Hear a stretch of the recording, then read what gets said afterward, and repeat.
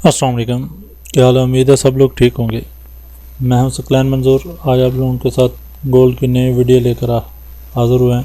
हम देखें कि गोल्ड नेक्स्ट 24 आवर्स में क्या करता हुआ नज़र आ रहा है। जिस तरह कल हमने बात की थी, सेम उसी तरह मार्केट ने रिएक्शन लिया था कि हमने कहा था कि यहाँ से इस लेवल से हमें बाइंग मिलेगी, तो वो बाइंग हुई थी। उसके बाद आज मार्केट ने रात को इस लेवल से दोबारा रिजेक्शन लिया ट्रेंड लाइन से, और ट्रेंड लाइन से रिजेक्शन लेने के बाद अभी इस वक्त चल रही है 3357 पे। जैसे अभी हम छोटे टाइम फ्रेम में बात करते हैं, फिर हम डेली चार्ट में फिर डिटेल में बात करेंगे। अगर हम इसको H4 में देखते हैं तो हमें H4 में अभी तक ये सिनेरियो नज़र आ रहा है, मार्केट इस लेवल से रिजेक्शन ले रही है आपने इस रेजिस्टेंस जोन से, जहाँ से मार्केट ने पहले इसकी सपोर्ट जोन थी, उसके बाद ये सपोर्ट ब्रेक होकर दोबारा रेजिस्टेंस मार्केट के लिए बन रही, मार्केट ने उसी लेवल पे आकर दोबारा रेजिस्ट कर रही है। और यह वही ट्रेंड लाइन है जो बड़े टाइम फ्रेम में थी। और यहाँ पे अगर हम फिबोनाची की बात करते हैं, फिबोनाची में आपने रिट्रेसमेंट 62% के ऑलमोस्ट ऊपर से होकर वापसी ऑलमोस्ट 70% के पास रिट्रेस लेकर वापसी जा रही है। अगर हम इसी लेवल पे एक्सपेंशन लगाते हैं कि हमें ये आइडिया हो जाएगा मार्केट अगर यहाँ से गिरती है तो कहाँ तक गिरेगी। अगर इस ट्रेंड को कंटिन्यू रखते हुए हम इसको थोड़ा सा इसका कलर चेंज करेंगे, जिसमें हमें समझने में आसानी हो जाएगी।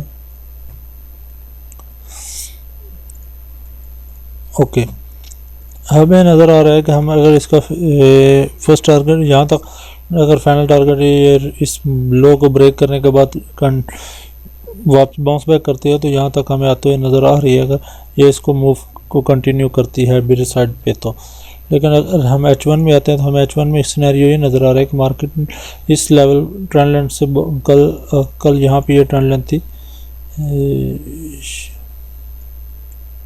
मुझे एक मिनट दे, मैं ट्रेंड लाइन आपको सेम उसी लेवल पे लगा। कल मार्केट ने इस ट्रेंड लाइन पे हम बात कर रहे थे कि मार्केट ने इस लेवल ट्रेंड लाइन पे से बाइंग साइड पे रिजेक्शन लिया, और ये ट्रायंगल नुमा शक्ल थी जहाँ पे उसने बाउंस यहाँ ब्रेक किया। हमने आपको बताया था कि 64 के स्टॉप से हम लोग कल सेलिंग में थे, वो भी स्कैल्पिंग बेस पे, लॉन्ग बेस पे नहीं, स्कैल्पिंग। हमने ये कहा था 64 जैसे ही ब्रेक होगा हम इसको बाइंग साइड पे देखेंगे या हमें नीचे मिलेगा तो हम बाय करेंगे। जैसे हमने ये 64 उसने ये ब्रेकआउट किया, हमने दोबारा अब इसको बाय रिकमेंड की।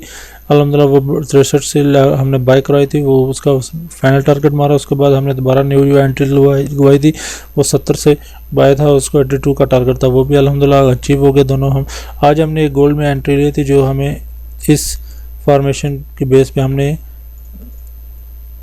इस हैमर की वजह से और इस सपोर्ट की वजह से हमने इसको बाय रिकमेंड की थी। वो हमारा तकरीबन $4 का स्टॉप लॉस हिट हुआ। उसके बाद अभी हम सेलिंग में बैठे हुए हैं, सेलिंग में अल्हम्दुलिल्लाह हम प्रॉफिट में चल रहे हैं।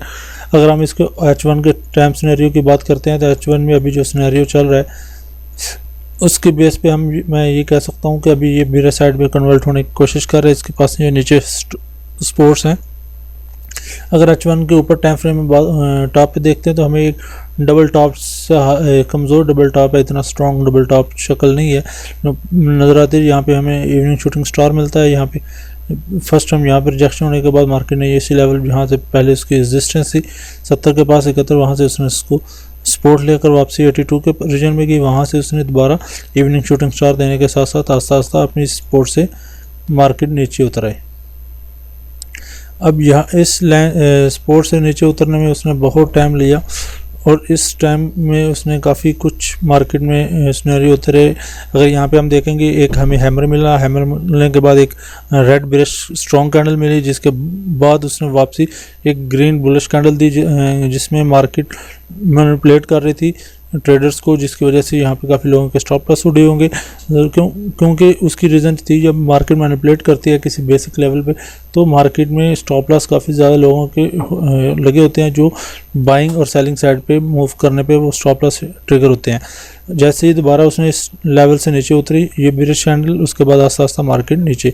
अगर हम इस छोटे टाइम फ्रेम में बात करते हैं, छोटे टाइम फ्रेम में एक ट्रेंड लाइन ये थी जो उसने मॉर्निंग में ब्रेक कर दी थी, लेकिन उसके बाद ऊपर उसने वापसी बहाली नहीं कर सकी। अगर हम छोटे टाइम फ्रेम में 30 में देखते हैं तो हमें 30 में ये सिनेरियो मिल रहा था, सुबह ये ट्रेंड लाइन थी जिसकी वजह से हमें काफ़ी ज़्यादा बिरिश साइड पे मूवमेंट मिली। ये ब्रेकआउट होने के बाद बेयर साइड में जो आपको मैंने H1 में इवनिंग शूटिंग स्टार दिखाया था टॉप पे, वही यहाँ पे evening shooting star type candle है। उसके बाद आस्ता आस्ता यहाँ पे मार्केट ने काफ़ी ज़्यादा मैनिपुलेट किया, जो आप लोगों को अभी मैंने बता रहा था H1 में, ये वो भी लेवल है। अभी हम इसको अगर सेलिंग साइड पे देखेंगे तो 61 से हम इसको सेल देख सकते हैं और 69 का स्टॉप लॉस देंगे। अगर इस 69 से ऊपर दोबारा निकल जाएगा तो गोल्ड दोबारा बुलिश हो जाएगा। जब तक 61 से नीचे आए तो हम इसको सेलिंग देखेंगे और इसका जो टारगेट होगा वो 3347 और 3340। अगर 40 ब्रेक करता है तो हमें ये गोल्ड दोबारा इस लेवल्स में दोबारा मिलेगा जो H1 में मैंने मार्क की हुई है। 3333 और 3328 इसके स्ट्रॉन्ग सपोर्ट्स लेवल है। उसकी रीज़न ये है कि मार्केट ने जो कल फ्राइडे से ऑनवर्ड रैली ली हुई है उसकी वो रिट्रेसमेंट लेवल वहाँ पे 50 और 61 के उसके रीजन बढ़ रहे हैं। अगर गोल्ड इस लेवल से नीचे उतर आता है 3328 तो मार्केट में एक दोबारा बहुत स्ट्रॉन्ग बिरिश रैली नज़र आएगी, जो आने वाले दिनों में अपना प्रीवियस जो अभी रिसेंटली लो इसने लास्ट वीक में लगाया 3270 के पास वो भी ब्रेक करते हुए और 3250 और 3100 के रीजन में चली जाएगी गोल्ड। उसकी रीज़न है अभी मैंने जो आपको H1 डेली में सिनेरियो दिखाया था कि ये इस ट्रेंड लाइन से दोबारा रिजेक्शन ले रही है। अगर आज के दिन की जो डेली कैंडल की क्लोजिंग है वो 3330 से नीचे हो जाती है तो बहुत स्ट्रॉन्ग बिरिश मोमेंटम दोबारा बहाल हो जाएगा, जो एक फ्राइडे वाली कैंडल के बाद दोबारा बुलिश मोमेंटम स्टार्ट हो चुका था वो दोबारा बिरिश मोमेंटम में कन्वर्ट हो जाएगा। और इस ऊपर अगर हम देखेंगे तो डेली चार्ट में मल्टीपल टाइम्स में इसने रिजेक्शन लिया और आने वाले दिनों में या हम अगस्त की बात करते हैं, अगस्त में मुझे नज़र नहीं आ रहा कि गोल्ड एक नया हिस्ट्री हाई पोस्ट करने जा रहा हो। उसकी रीज़न है अगर गोल्ड 3450 से ऊपर जाता है तो फिर ये एक नया हिस्ट्री हाई पोस्ट करने की कोशिश करेगा, लेकिन मार्केट का जो सिनेरियो है वो टाइम कंज्यूम कर रही है। जो मेरा ख्याल है 2026 के जनवरी तक मार्केट इसी रीजन में ट्रेड होती रहेगी। उसकी कुछ मल्टीपल्स रीजंस है। मार्केट ने जो करेक्शन लेनी थी वो 2 टाइप्स की करेक्शन होती हैं, एक करेक्शन होती है बाय प्राइस, एक करेक्शन होती है बाय टाइम। अगर हम लास्ट टाइम भी देखेंगे मार्केट ने इस टाइम फ्रेम पे प्राइस की करेक्शन नहीं ली थी, बाय टाइम करेक्शन ली थी। उससे पहले भी इसी रीजन में हमें ये मिलेगा जब गोल्ड 2500 से रीजन से ऊपर 2450 से ऊपर निकला था, तब भी इसने बाई प्राइस रिट्रेसमेंट अपनी कंप्लीट नहीं की थी, बाई टाइम की थी, सिर्फ अपना टाइम कंज्यूम किया था, जिसकी वजह से ट्रेडर्स को काफ़ी ज़्यादा यहाँ पे सेलिंग प्रेशर दिया रिटेलर ट्रेडर और इंस्टीट्यूट ने इस लेवल पे खड़े होकर बाइंग की। सेम वही यहाँ पे हो रहा है, इस लेवल पर इंस्टीट्यूट इसको सेलिंग कर रहा है और रिटेलर बार बार इसको बाय करके ऊपर ले जा रहा है।